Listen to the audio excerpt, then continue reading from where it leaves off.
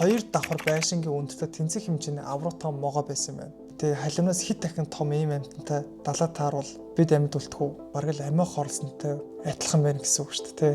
Бараг л мангас юм шүү дээ. Тэгэхээр эрдэмтдийн эснэр далаа доор ийм том амьтан одоо хүртэл амьдарч байгаа гэсэн үг үү? Таны бодит амьдрал дээр харж байсан хамгийн том амьтан юу вэ? Заан уу? Эсвэл анааш уу? Эсвэл хөөх халим уу? Тэд бүгд үнэхээр том амьтад. Гэхдээ түүхэнд амьдарч байсан зарим амьтад үүнээс ч илүү хэд дахин том амьтад байсан байвал яах вэ? Тийм болохоор бид хамтдаа дэлхий дээр хамгийн аимшигтай том амьтдыг яг одоо хамтдаа мэдэж авцгаая. За, hi guys, Тамка байна. Дараагийн бичлэгэнд тавтан морил. За, хэдэн өдөр нүүдэл суудлаа гээд бас дээрээс шинэ ажилд орсон учраас үнэхээр их завгүй өдрүүд өнгөрлөө. Гэсэн хэдий ч гэсэндээ YouTube-ийн ямар тааш алгасахгүй тулд та бүхэндээ 7 хоног болон дугаараа хүргэсээр байгаа шүү. Тэгээд энэ удаагийн дугаар дээр хэвлээ юу үзэж байгаа вэ гэхээр маш олон хүмүүс миний амьтдын талаарх бичлэг үнэхээр гоё таалагдсан гэж хэлсэн. Тийм болохоор та бүхнийхээ хүсэлтээр дэлхий бүтээгдснээс хойш өнөө хүртэл одоо дэлхий дээр хамгийн том амьтдын талаар яг хамтаа мэдэж авах болно. За тэгээд энэхүү дугаар миний өмнөх оруулсан дугаараас илүү сонирхолтой дугаар байх болов гэж итгэж байна. Олон мэдээлэл шүү бичлэгэндээ орё те. Та бичлэг хийхээс өмнө лайк дараагүй лайк дараад subscribe дарж дэмжиж битэн мартаарай. За хамтаа бичлэгэндээ орцгоё. За хамтаа эхний баримтанд орцгоё. Өнөөдөр жижигхэн олон хүлц шавжийг хараад л жигшдэг хүмүүс маш олон байдаг. Тэгвэл 300 сая жилийн өмнө ийм амьтад 2.5 м урт бараг л хүний өндрөөс урт байсан гэвэл та итгэх үү? Арфа флора гэж нэрлэгддэг энэ авраг олон хүлт нь 50 кг жинтэй яг л 14 настай хүүхдийн жинтэй яг адилхан хэмжээтэй байсан юм байна. Зарим эрдэмтэд энэ амьтдыг аюул тулгарх үед кобра шиг биеэ дээш өргөн хүний өөдөөс сүртэй харагдаж чаддаг байсан гэж үздэг юм байна. Өнөөдөр амьд байгаа хамгийн том олон хүлт бол кокосын хавч юм байна. 1 м хүрэхгүй 4 кг жинтэй орчим юм байна. Тэгэхээр тэр үеийн альфа флора гэж нэрлэгддэг тэр шавж нь өнөөгийнхоос 10 дахин илүү хүнд жинтэй байсан гэж үзсэн юм байна. Тэгэхээр та нар ийм шавжтай тааруул ямар санагдах вэ? Заримдаа бидний гэрт ингээд шавжир орж ирэх гიშиж алдаг ч юм уу эсвэл ингээд шүүрдэж муудаа гаргадаг шүү дээ. Гэхдээ ийм амар том шавж биний гэрлүү ороод ирвэл бид ч ямар санагдах бол. Гэхдээ энэ амтан дээр бол яагаад ч дэвсэж чадахгүй байхаа. Бараг л мангас юм шүү те. За хамтаа 2 дахь баримт руу орцгоо. Бидний мэддэг одоо бидний амьдрал байдаг нохоонууд бол айгүй хөөрхөн, нэг хүнээс өндөр биш байдаг шүү дээ. Гэхдээ 12-оос 6 сая жилийн өмнө дэлхий дээр үнэхээр аврах том нохоо амьдардаг байсан юм байна. Түүний нэрийг болохоор Эбес сааны Хедини гэж нэрлэгддэг. Тэр мөрөн дээр 1 м гаруй өндөр, биеийн урт нь болохоор 2.5 м хүртэл хүрч чаддаг. Жин нь болохоор 250-аас 350 кг жинтэй. Өөрөөр хэлэх юм бол баг жижигхэн баагуудаа тэнцүү хэмжээний жинтэй байсан юм байна. Түүний хүмүүс болохоор яс бутлах нохоо гэж нэрлэдэг юм байна. Яагаад ингэж нэрлсэн бэ гэхээр эрүү шүдэн маш хүчтэй тул махан дээр нэмээд яс хүртэл одоо буталж иддэг байсан юм байна. Тэгэхээр энэ нохоо хэрвээ амьд байсан бол хамгийн аимшигтай харуул нохоо байх байсан юм шүү дээ. Тэгэхээр ийм амар том нохоо гэртээ тижээнийвэл арай жоохон цохимжгүй л юм те. За хамтаа 3 дахь баримт руу орцгоё. Хамгийн том шувуу гэвэл өнөөдөр бид нар тэмээн хэрүүлээр одоо төсөөлдөг штэ. Гэхдээ ердөө 1000 жилийн өмнө Мадагаскарт амьдарч байсан Elephant bird гэдэг нэртэй амьтан түүнээс хэд дахин илүү том байсан юм байна. Энэ аврах шувуу нь 3 м өндөр 500 кг жинтэй байсан. Өөрөөр хэлбэл бараг жижиг машинтай дүүцгээс хэмжээний жинтэй. Түүний одоо гаргасан өндг нь болохоор бүр гайхалтай нь юу вэ гэвэл 30 см урт 10 кг жинтэй байсан бөгөөд дахианы өндгөөс одоо 150 дахин илүү том байсан юм байна. Зарим эрдэмтэд юу гэж үздэг байсан бэхээр энэ шувуу нь үнэхээр дэлхий дээр алхаж явж байсан авраг биетүүдийн нэг байсан гэж үзсэн юм байна. Хүн ерөөдөө амьдрал дээр тэдэн килограмм уураг авах ёстой гэсэн тийм хэмжээ байдаг шүү дээ.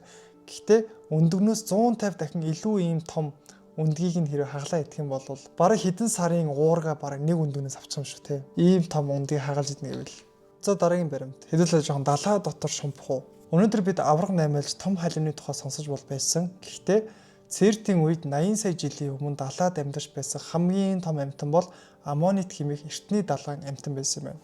Түүний бүрхүүл нь ганцаараа 3.5 м диаметртэй байсан. Энэ бол хүний өндрөөс хамаагүй том. Тэгээд зогсохгүйгээр зарим тооцоололоор бүрэн бүтэн нэг аммонитийн бүрхүүл 3.3 тонны жинтэй байж магадгүй гэсэн эрдэмтдийн таамаг байдаг юм байна. Өнөөдөр аврах халимнууд 15 м хүртэл урттай байдаг ч аммонитийн жин болон том хэмжээнд далайн гүнд одоо хэнийгч айлгах хэмжээний тийм том нүсэр байсан юм байна. Тэд нэр яагаад ингэж томорсон бэ гэвэл махчин амьтдаас зутахын тулд илүү томорсон гэж одоо эрдэмтэд таамаглал төвшүүлсэн юм байна. Гэхдээ далаад дор 3.3 тонн жинтэй халимнаас хэд дахин том ийм амьтантай далаа тааруул бид амьд үлдэх үү? За хамтдаа дараагийн баримт. За өнөөдөр дэлхийн хамгийн том сармагчин үйл бидний горилла гэж нэрлэнэ. Яг гэхээр 1.7 м өндөртэй 200 кг жинтэй орчин бол байдаг. Гэхдээ түүхэнд ийм хэмжээ тийм ч том биш байсан. Gigantopithecus blakii гэдэг нэртэй энэ сармагч нь болохоор 100 мянган жилийн өмнө амьдарч байсан юм байна. Тэр болохоор 3 м өндөр 500-аас 550 кг жинтэй байсан. Өөрөөр хэлбэл өнөөгийн гориллаас бараг 2 дахин илүү том хэмжээтэй байсан юм байна. Тэд өвсөн тэжээлтэн байсан ч маш их хэмжээний ургамал идэх шаардлагатай байсан. Харамсалтай нь цаг уурын өөрчлөлтөөс болж ой мод цөөрч хоол хүнс дутагдах үед тэд нар мөхөж алга болсон юм байна. Хэрвээ энэ сармагчин байсан бол тэр сармагчин таныг харах юм бол та яах байсан бэ? Цухтаах уу эсвэл очиж зургаад оруулах уу? За тэгэхээр дараагийн баримт. Могоо дургу хүмүүсийн хувьд энэ хамгийн аимшигтай баримт байх болов уу гэж бодож байна. Өнөөдөр дэлхийд дээрх хамгийн том могоо гэх юм бол анаконда гэж нэрлэн 8-аас 9 см урттай 250 кг жинтэй байдаг. Гэхдээ 60 сая жилийн өмнө амьдарч байсан Titanoboa гэдэг нэртэй тэр амьтан нь болохоор бидний мэдих анаконда гэдэг могооноос бүр хэд дахин илүү том байсан байна. Тэр 13 м урт 1.1-ээс 1.2 тонн жинтэй байсан. Энэ нь болохоор одоогоор ярих юм бол 2 давхар байшингийн өндөртэй тэнцэх хэмжээний аврах том могоо байсан байна. Titanoboa нь болохоор хоргүй байсан ч улам бүр аюултай байсан. Учир нь тэр том биеэ ашиглан ангаа ороож амьсгалыг нь тасалж алж иддэг байсан байна. Хэрвээ ийм том могоо бидний амьдардаг хот руу орж ирэх юм бол цэрэг айрам хүртэл дуудагдах байлгүй тий. За тэгэхээр дараагийн баримт. Өнөөдөр дэлхийн хамгийн том баавга бол цагаан баавга гэж нэрлэдэг. Мөрөн нь болохоор 1.5 м өндөр 600 кг хүртэл жинтэй байдаг. Аимшигтай том л доо. Гэхдээ 700 сая жилийн өмнө амьдарч байсан Archaeopteryx angus haedens гэдэг нэртэй баавга нь түүнээс хэд дахин илүү том байсан юм байна. Энэ авраг баавга нь болохоор 4 м өндөр босч зогсож чаддаг байсан. Жин нь болохоор 1.5-аас 2 тонн жин хүртэл бол байсан юм байна. Өөрөөр хэлбэл өнөөгийн цагаан баавганаас 3 дахин илүү том хэмжээтэй. Түүний сарв нь болохоор үнэхээр аимшигтай 38 см урт, хүний гарнаас 2 дахин илүү том байсан юм байна. Харамсалтай нь болохоор ийм том хэмжээтэй учраас илүү жижиг хурдан махчин амьтдаас өрсөлдөж чадахгүй байсан. Хоол хүнс нь ховордож энэ амьтад бүгдээрээ устдаж үгүй болсон юм байна. Тэгэхээр та төсөөлөд үзтээ өнөөдөр ингээ уулан талхаж байгаа баавгуудад таарахад хэрвээ ийм баавга таарсан бол 2 давхар байшин шиг хэмжээний өндөртэй баавга таны өдөөс алхаад ирнэ гэж төсөөлдөө. За тэгэхээр дараагийн баримт. Өнөөдөр хамгийн том матар бол давстай усны матар гэж нэрлэдэг. 7 м орчим урт 1 тонноос илүү жинтэй байдаг. Гэхдээ 112 сая жилийн өмнө Африкт амьдарч байсан Sarcosuchus imporer гэдэг амьтан. Өөрөөр хэлэх юм бол супер матар. Үнэхээр аимшигтай. Тэр 12 м урт 8-аас 9 тонн жинтэй байсан. Энэ нь болохоор автобус шиг урт, ачааны машин шиг хүнд жинтэй байсан юм байна. Энэ авар матрын аманд болохоор 132 шүд байсан бөгөөд тус бүр нь 15 см урт байсан. Тэр зөвхөн загас бус голын ирэг дээр ус сууж байсан динозавруудыг хүртэл идэж, дайрч иддэг байсан юм байна. Тэгээ зогсгоор бүр ус руу чирч ороод алж иддэг байсан гинэ. Хэрвээ энэ амьтан мэдний цаг үед амьдарч исэн бол голын ирэг дээр алхах нь бараг л амиа хорлсонтой адилхан байна гэсэн үг шүү дээ. За тэгэхээр дараагийн баримт. Өнөөдрийн заан бол хамгийн том хуурай газрын амьтан гэж тооцогддог. Африкийн заан мөрөн дээр болохоор 4 м хүртэл өндөртэй 6 тонн жинтэй байдаг. Харин 2 саяас 20 сая жилийн өмнө амьдарч байсан Paleoloxodon nomadics гэдэг нэртэй эртний авраг заан нь бүр тэрнээс илүү том байсан байна. Энэ заан нь болохоор 5.2 м өндөртэй, жин нь болохоор 24 тонн жинтэй байсан. Энэ нь өнөөгийн заанаас 4 дахин илүү хүнд жинтэй байсан юм байна. Түүний соёо нь бүр амар гайхалтай. 3.6 м урт, нэг соёо нь ихэд 120 кг жинтэй байсан юм байна. Өөрөөр хэлэх юм бол нэг соёо нь болохоор хүний биенээс илүү хүнд жинтэй байсан гэсэн үг. Энэ амьтан нь болохоор дээрхэн үед дэлхий дээр алхаж байсан хуурай газрын хамгийн том хөхтөн амьтан гэж тооцогдсон юм байна. Хүү тэгэхээр энэ амьтан хэрэг алхах юм бол бүр газар дөргих нэ. За тэгэхээр дараагийн баримт. Өнөөдөр бидний мэдэх хамгийн том ясны загас бол sunfish буюу далайн нар гэдэг нэртэй загас. Ойролцоогоор 3 м урт 2 тонн жинтэй. Гэхдээ 165 сая жилийн өмнө далаад Lecephalus гэдэг нэртэй амьтан болохоор түүнээс хэд дахин илүү том байсан юм байна. Энэ авраг зас нь болохоор 16-аас 17 м урт. Тэгээд 50 тонн жинтэй байсан. Өөрөөр хэлбэл автобуснаас урт галт тэрэгний вагоноос илүү хүнд жинтэй байсан байна. Тэд далайгаар сэлж явхдаа жижигхэн планктон идэж амьдарч байсан. Яг л өнөөдрийн аврах халим шиг аврах биетэй мөртлөө жижиг биет амьтан иддэг байсан юм байна. За одоо бидний дараагийн амьтан юу вэ гэвэл Megalodon байна. За энэний талаар би өмнөх дугаар дээр оруулж ирсэн. Тэгээ энэ амьтандсэндээ аврах том амьтандаа ордог амьтан. За тэгэхээр энэ амьтны талаар жоохон сэргийг санацгаая. За Meg киноноос одоо мэддэг тэр авраг одоо акул үнэндээ бодит амьдрал дээр байдаг байвал яах вэ? 20-30 сая жилийн өмнө амьдарч байсан мегалодон нь болохоор түүхэнд хамгийн том махчин загас бол байсан юм байна.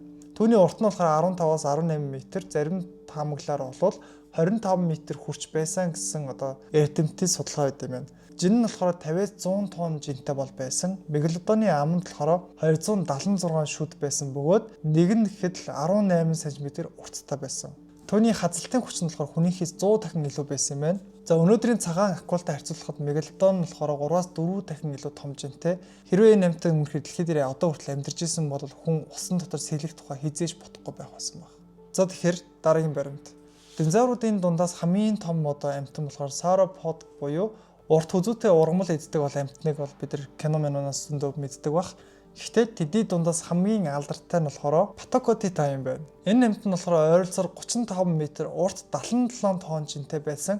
Энэ нь 12 зааны хэмжээтэй тэнцвүүцсэн юм байна. За Argentinosaurus гэдэг амьтан нь болохоор ойролцоогоор 35 м, урт 77 тонн жинтэй. Энэ нь болохоор 12 заантай тэнцвүүц одоо хэмжээтэй байсан юм байна. Харин Patagotia нь болохоор 37 м, урт 67 тонн жинтэй байсан. Өөрөөр хэлэх юм бол 20 хүнийг одоо хөлөөрөө игнүүлж одоо хэвтүүлсэнтэй тэнцвүүц хэмжээний урттай амьтан байсан байна. Эдгээр аврал динозаврууд нь болохоор дэлхий дээр хизээ нэгэн цагт алхаж байсан хамгийн том хуурай газрын амьтадаар тооцогдсон юм байна. Тэгэхээр аим сонирхолтой тийм 20 хүний хэвтүүлсэнтэй тэнцвүүц хэмжээний урттай байсан гэхээр. За тэгэхээр дараагийн амьтан. За өнөөдөр дэлхий дээр хамгийн том хөхтөн амьтан гэх юм бол бид нар бол халим гэдгийг мэднэ. Энэ бол 30 м урт 200 тонн жинтэй. Энэ бүх цаг үеийн одоо хамгийн том амьтан одоо хүртэл тооцогдсоор байгаа. Гэхдээ 39 сая жилийн өмнө далаад сэлж байсан нэгэн аврах халин байсан. Тэр нь болохоор Pericotus colossus гэдэг нэртэй амьтан. Түүний урт нь 20 м орчим. Гэхдээ яс нь маш нэгт байсан тул 300-аас 350 тонн жинтэй байсан гэж эрдэмтэд одоо тооцоолсон юм байна. Өөрөөр хэлбэл Pericotus нь болохоор хөх халинаас богино боловч 2-оос 3 дахин илүү хүнд жинтэй байсан юм байна. За тэгэхээр сүүлийн аимшигтай амьтан. 1997 онд далайд судалж байсан Америкийн нэгдсэн улсын далайн байгууллага номхон далайд чимээ бичиг төхөөрөмжүүд тавьсан байна. Гэхдээ тэд түүний төсөөлөөгүй нэг асар хүчтэй үл мэддэг чимээ сонсогдсон байна. Түүний хүмүүст Bloop гэж нэрлсэн. Учир нь болохоор энэ дууг 50000 км-ийн зайд одоо энэ чимээ сонсогдсон гэдэг.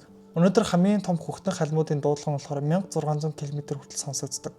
Гэхдээ тэгэнгүүт Bloop нь болохоор халимнаас ч илүү 3 дахин илүү хүчтэй байсан юм байна. Хэрвээ энэ үнэхээр амьтны дуу байсан бол түүний эзэн нь болохоор 250-аас 300 м урттай, магадгүй бүр 700 м урттай амьтан байх ёстой гэж тооцоолсон юм байна. Тэр амьтан болохоор халимнаас 7 дахин илүү том, аврал динозавраас 6 дахин илүү урт том жинтэй байх магадaltaй. Гэхдээ олон эрдэмтдүүд Bloop бол амьтдын чимээ биш, харин далайн мөс хагарч унахад гарч ирдэг одоо чимээ гэж бол таамагласан юм байна.